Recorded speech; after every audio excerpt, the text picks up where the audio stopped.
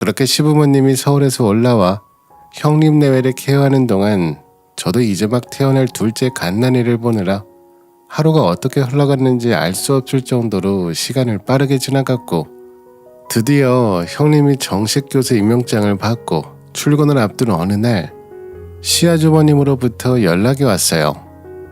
시아주버님은 난생 처음 저에게 전화해서는 다짜고짜 오늘 시간이 어떠냐며 묻더군요. 어차피 회사도 쉬고 집에서 육아만 하고 있는 걸 알기에 약속이 있다는 뻔한 거짓말을 해봐야 금세 들통나 뻔한 서운한 마음을 줄 바엔 솔직하게 말하는 게 정답이다 싶어 저는 별다른 약속은 없다고 했어요. 그러자 시아주버님은 그럴 줄 알았다며 괜찮으면 자기 좀 도와달라고 하더군요. 형님 교수 임용식도 올리고 해서 이제 진짜 정식 교수가 되었으니 이를 기념하기 위해 깜짝 파티를 해주고 싶다고 말하더니 자기가 요리라고는 라면도 못 끓이는 사람이라 재수씨가 오늘 와서 좀 도와줬으면 좋겠다고 하더군요. 좋은 일인데 굳이 뺄 필요도 없고, 안 그래도 임용이 되었다는 소식에 뭐라도 해드려야겠다 생각했던 차라 이렇게 도와주고 끝내자 싶은 마음에 알겠다며 금방 가겠다고 전화를 끊었어요. 저는 어린이집에 가 있는 첫째 아이는 남편에게 데리고 와달라고 부탁하고 급히 둘째 아이를 안고 지하철을 타고 형님 댁으로 찾아가게 됐어요.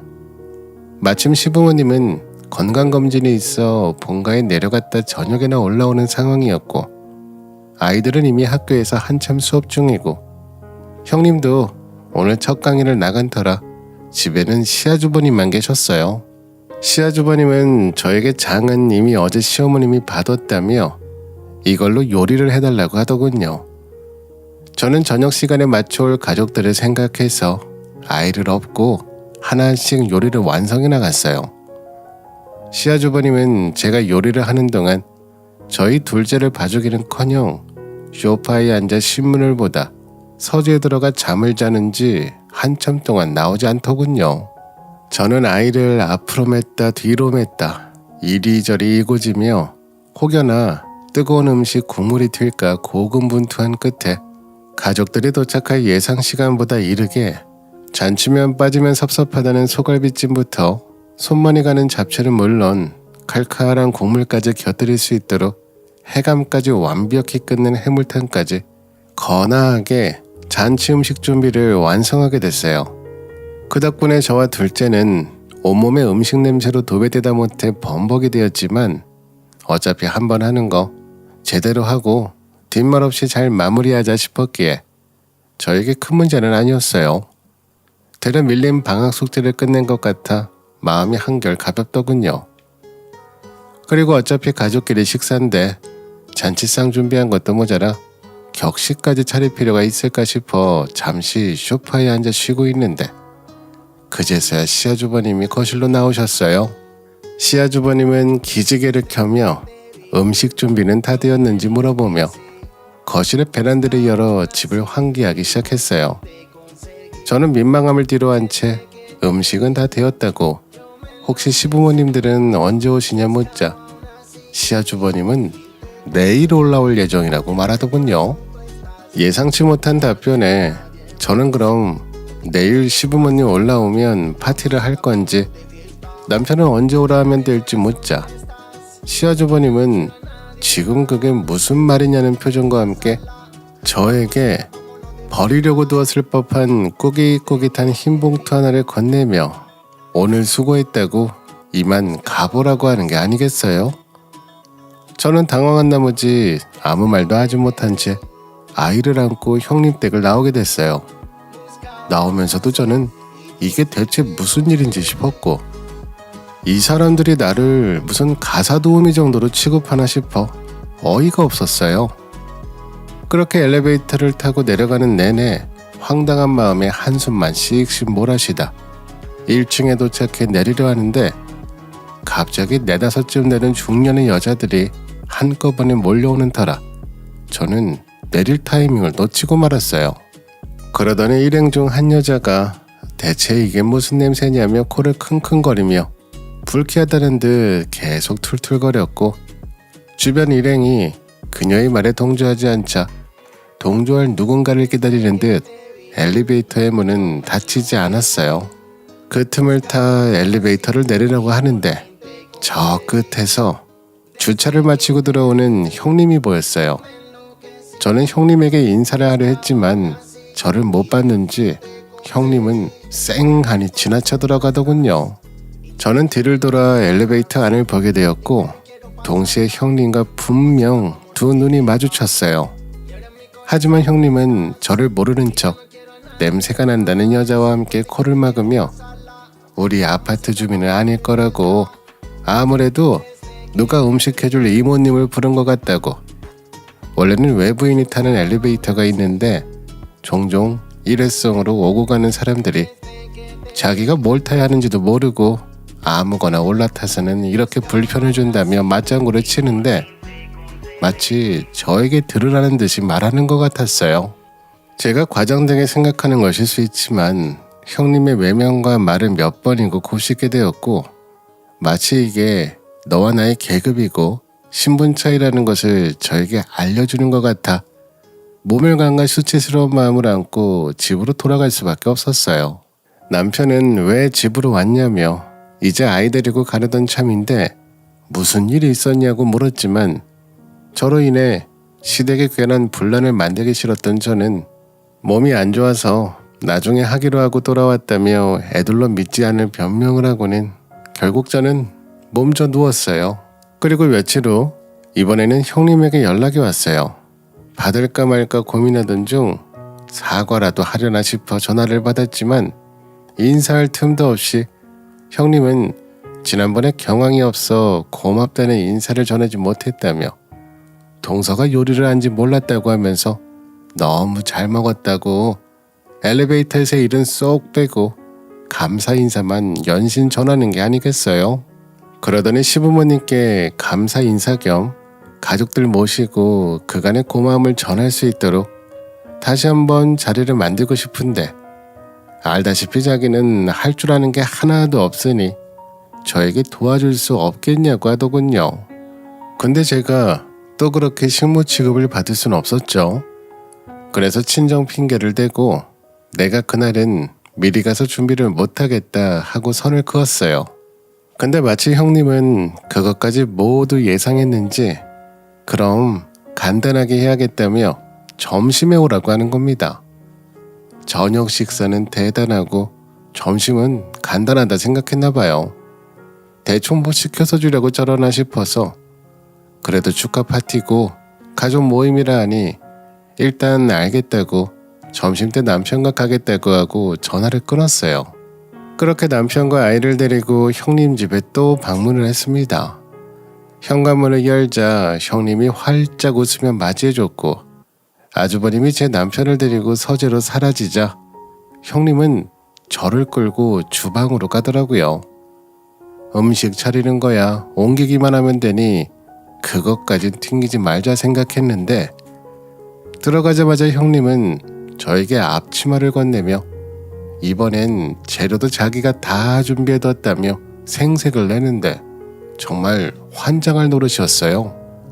음식 준비가 하나도 안 됐더라고요. 아니 동서, 원래는 점심에 하려고 했는데 말이야. 시부모님이 늦게 오신다는데 어쩌겠어. 우리끼리 먼저 하기도 그렇잖아. 그래서 좀 천천히 대신 정성껏 준비해서 하려고 바꿨어. 동서는 급한 볼일은 다 보고 오는 길이잖아. 아침부터 친정 다녀왔을 텐데 힘들겠다 하면서 저를 데리고 주방 앞에 서는데 저는 마치 귀신에 홀린 듯 그렇게 주방으로 끌려 들어갔어요.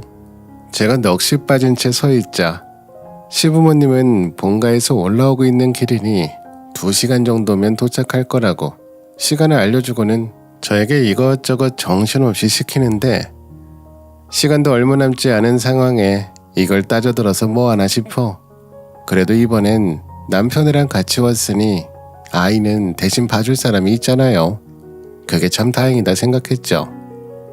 한참 바쁘고 정신없을 때만 골라서 형님과 시아주머님이 쌍으로 옆에서 국이 있자네 저는 싱겁네하며 훈수를 두는데 그럼 지들이 준비하던가 하지도 않을 거 말이라도 않고 잠자코 있으면 좋겠다 싶었어요. 그렇게 2시간 동안 한 번을 못 쉬고 서서 양쪽에서 들리는 고상한 잔소리를 버텨가며 음식 준비하느라 다리가 땡땡 부어 쥐가 날 쯤 비밀번호 눌리는 소리가 들려 나가보니 시부모님이 본가에서 짐을 한아름 들고 도착해 계셨어요. 저는 인사와 함께 어머님 손에 들린 짐부터 옮겨 들고 있는데 마침 국이 팔팔 끓고 있었던지 형님이 저 끝에서 동서 국 끓어요 하며 저를 부르더군요. 저는 급한 마음에 어머니 짐을 들고 냅다 주방으로 뛰어들어가 재빨리 가스레인지 불을 끄고 맨손으로 냄비 뚜껑을 들어올리다 그만 떨어뜨리고 말았고, 형님은 그 소리에 놀라 그제서야 주방에 와서는 조심 좀 하지, 외국에서 사온 비싼 냄비인데 하며 괜찮냐는 말도 없이 거실로 나가 별일 아니라며 당신까지 가볼 필요 없다 하는데, 정말이지 이 사람들에게 나는 이 냄비만도 못한 사람이구나 싶었어요. 그 모습을 곁에서 지켜보던 시어머님은 제 곁으로 오시더니 바로 둘째 아이를 안아들고서는 몇 시부터 여기에 와 있었는지 물으셨고, 저는 형님을 배려하거나 할 생각도 하지 못한 채 아마 점심부터 온 것 같다고 이미 반쯤 넋이 나간 채 대답하고 시장하실 시부모님을 위해서 서둘러 음식 차리기 바빴어요. 제가 지칠 대로 지쳐 산 송장처럼 주방에 서 있자 시어머님은 저에게 잠시 쉬라며 거실로 데려가 소파 자리를 내주자 그 옆에 있던 형님은 집어렇게 못 준다는 말과 같이 일전에 지인들 앞에서 했던 행동을 똑같이 하는 게 아니겠어요? 어우 동서, 아무리 요리한다고 해도 그렇지 이게 얼마짜리 소파인데 몸에 그렇게 기름 냄새 잔뜩 묻히고 앉으면 어떡해 해요. 이거 가죽이라 냄새 배기면 빼지도 못하는데 본인이 냄새가 나면 그냥 부엌에 앉아있으면 되지 굳이 소파에 앉을 게 뭐람?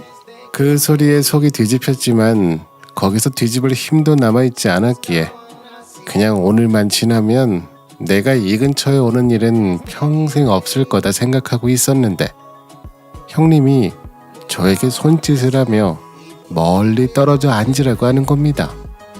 너무 기가 막히더라고요. 그래서 저는 더 가까이 앉았죠. 서로 닿을 정도로 가까이 붙어 앉자 형님은 질색팔색을 하며 급기야 저를 밀어내는 겁니다. 냄새가 난다고 하는데 저도 그랬죠. 아니 형님, 저랑 같은 음식 같이 서서 했는데 형님한테도 나요. 나만 나는 거 아닌데요? 라고 했더니 형님은 저를 한참 동안 노려보다가 오늘 주인공은 나잖아. 내가 교수 타이틀 달아서 만든 자리잖아. 근데 동서가 왜 달라붙어? 그 소리를 듣는데 무슨 말인지 딱 알겠더라고요. 시부모님이 앞에 계셨지만 나도 이 집으로 와서 함께 지내면 낳은 아이만 둘이요. 내가 뭐가 부족해서 저러나 싶어 다 이야기했습니다. 옆에 앉고 말고 하는데 교수 타이틀이 왜 중요하냐고, 무슨 의미냐고 했죠. 그러자 형님은 동서, 인터넷으로 강의 몇 번 들었다 해서 동서랑 나랑 가방 끈 길이가 똑같질 않잖아? 이걸 굳이 내가 입으로 설명해야 이해하는 거야? 그 정도야 동서? 하는데 순간 너무 열이 받아서 그냥 뒤집으려고 하던 찰나 갑자기 제 눈앞에 뭔가 번쩍하더니 아주 진한 매운탕 냄새가 진동을 하는 겁니다. 그리고 앞을 보는데 형님 얼굴이 뻘겋게 매운탕 범벅이 되었어요. 대체 이게 무슨 일인가 했죠. 그리고는 발견한 모습은 국자를 들고 서 있는 시어머님의 모습이었습니다. 형님은 어머님 모습을 보더니 한 번 더 소리를 질렀고, 어머님은 국자에 남은 매운탕을 탁탁 털어서 형님 머리에 붓더라고요. 어때? 이러면 너도 냄새 가지고는 더는 뭐라 못하는 거지? 이 집에서 네가 제일 냄새 난다 지금. 그러자 형님이 소리를 지르며 뭐 하시는 거냐고 자리에서 벌떡 일어나자 어머님이 그러시더라고요. 보자 하니까 이게 어디서 배워먹은 짓이냐. 그간 오냐 하니까 사람이 사람 같지 않더냐. 뭐 음식 냄새? 음식을 했으면 당연히 냄새가 나야지. 오늘 네가 축하받겠다고 부른 자리면 음식도 네가 해야지 왜 동서를 시켜? 사람이 양심이 있으면 도와줬으면 냅다 엎드려 고맙다고 해야지. 애비나 너나 니들 잘나서 교수된 거 아니다. 다 가족들이 합심해서 도와줘서 된 거야. 너희들이서만 지지고 볶아봐라. 교수는 고사하고 어디 시간제 강사도 못할 것들이 어디 잘났다고 가족 귀한 줄 모르고 유세를 부려. 너희 같은 것들 한껏 뭐 배울 게 있다고 교수님 소리 들으니 아주 눈에 뵈는 게 없는 거냐? 니들 당장 이 집에서 나가라. 내 그간 막내한테 못한 거 이제라도 만회해보고자 하니 니들 내일까지 싹 방 빼라.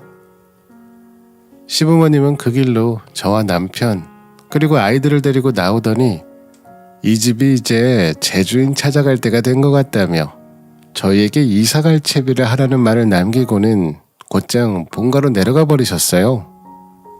저희는 그저 홧김에 하신 이야기지 싶어 이사 준비는 고사하고 다시금 일상에 치여 정신없었죠. 그러던 중 시어머님은 왜 이사 준비를 안 하냐며 그 잘난 것들 다 쫓아냈으니 먼지 쌓이기 전에 얼른 들어와서 네 살림들로 꾸리라 하시며 막내 너도 영악하게는 못 살아도 앞으로 네 몫은 어디 뺏기지 말고 잘 챙기며 살라고 당부하시더군요. 저희는 부담스럽다고 한사코 거절했지만 시부모님은 받을만 해서 주는 거라며 바로 명의 이전을 해주시더니 아이들도 봐줄 테니 막내 며느리 어려서부터 고생만 하느냐 하고 싶은 게 뭔지도 모르고 살았을 테니 이제라도 하고 싶은 공부나 일이 있으면 해보라며 저를 응원해 주셨어요. 시어머님 말씀처럼 제 몫은 뺏기지 않아야겠다 싶어 저와 남편은 형님 내외가 살던 으리으리한 서울 아파트로 곧장 이사를 갔고 제 평생 살면서 이런 곳에서 살아볼 수 있을까 싶었던 터라 감회가 남달랐어요. 이번 일로 단단히 시부모님 눈밖에 난 형님 내외는 집에 교수가 둘이나 되는데 니들이 애들 키우면서 아무 도움도 없이 가정을 꾸려야 니들이 가르치는 학생들 앞에서도 면이 서지 않겠냐며 마흔이 훌쩍 넘어서야 부모로부터 얼떨결에 독립을 하게 된 형님 내외는 급하게 아이들을 데리고 시부모님에게 구해들었던 원룸으로 이사를 가게 됐어요. 하루아침에 신세가 뒤바뀌게 된 형님은 집에 대한 미련을 버리지 못한 채 부단히 시부모님의 비위를 맞추고자 노력하는 듯 보였어요. 마치 지난날의 저를 보는 것만 같았죠.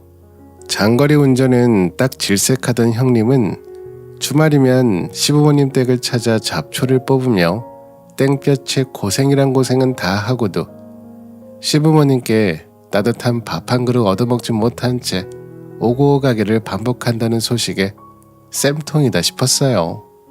시부모님은 형님에게 더는 오지 말라며 와봐야 소용없다 엄포를 뒀지만 형님은 끈질기게 들러붙었고 시부모님도 그럼 할만치 해봐라 싶으셨는지 명절이고 가족 행사고 앞으로 맏며느리인 네가 도맡아 하라며 하는 것 두고 보고 생각해보겠다며 심한 고문을 하시더니 형님은 정말 지독하리만큼 며느리 역할에 최선을 다하고 있답니다. 저는 시부모님들의 열렬한 지지와 적극적인 원조 덕분에 본래 관심이 있던 부동산 중개사 준비에 열의를 올린 덕분에 결국 시험에 합격하게 되었고 시부모님은 앞으로도 아이들은 책임지고 봐줄 테니 걱정 말고 사회에 진출해 하고 싶은 일 열심히 해보라며 우리 며느리 하시며 어여삐 여겨주시고 계세요. 종종 형님네를 저격하듯 그래도 내가 교수를 만들 솜씨 한번 발휘해보겠다며 아이들 사교육도 맡겨만 달라는 시어머님, 시아버지를 보면 이제야 가족이 된 것 같아요. 마음이 열리기까지 오랜 시간 걸렸지만 그만큼 값지고 소중한 가족이 된 저희 매일 오늘만 같아라 하며 살아가고 있답니다.